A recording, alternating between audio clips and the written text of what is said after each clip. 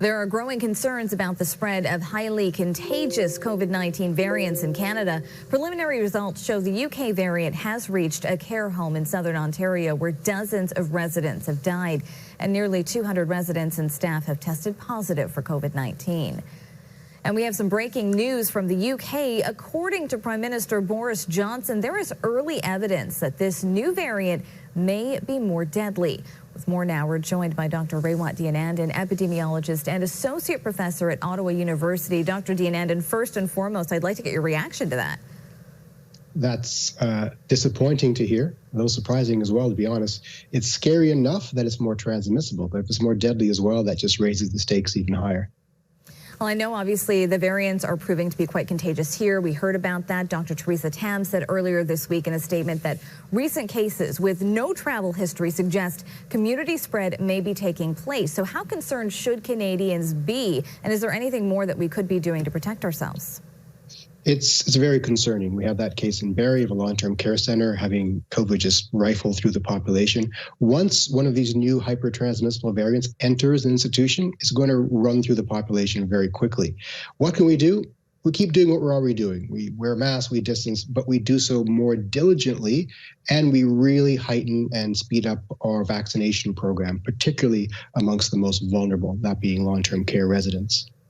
Well, one of the other big questions that comes out of this, too, is vaccines. Obviously, we know that we're having some issues procuring more. How effective will the current vaccines be on these variants? It's a really good question. Now, the mutations are all occurring on the spike protein, which unfortunately is also the protein that our immune systems and the vaccines target to combat the virus.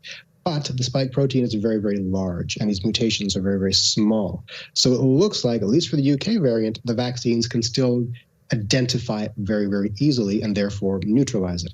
For the South African and Brazilian variants, the data is still coming in. It seems likely that the vaccines will still work, but of course we have to wait until the actual data comes in.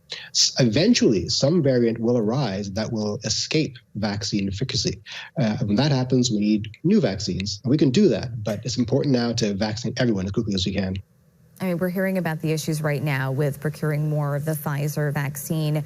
In terms of what Canadians should be looking forward to here, are we any closer to perhaps getting an approval on the AstraZeneca vaccine? I'm not sure we're closer to an approval, but we're closer to a decision. There is an enormous clinical trial happening in the USA, about 40,000 people enrolled. I think the end date is supposed to be March, but the data will come in before then. So the way Health Canada works is they appraise the data in real time, and I expect we'll have good data to make that decision sometime in the next month, maybe even earlier. So we'll have a decision one way or the other sooner rather than later. But the decision might be not to license it. We never know. It seems likely, though, that we'll probably license it. All right. Thank you so much for joining us this afternoon, Dr. Deonandan. I really appreciate, as usual, your insight on all of this. Thank you.